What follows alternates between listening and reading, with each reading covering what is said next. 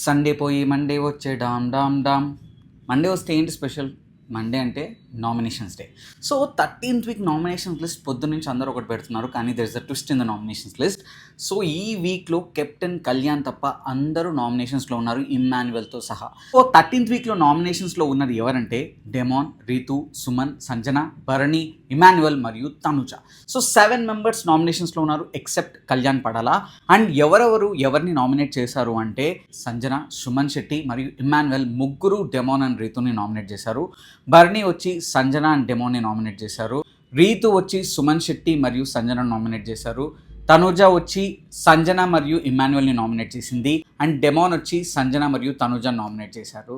Kalyan పడాలకి captaincy power ఇవ్వడం వల్ల ఆయన భరణి నామినేట్ చేశాడు. ఇవి భయ్యా ఎవరిని నామినేట్ చేశారు అన్నది.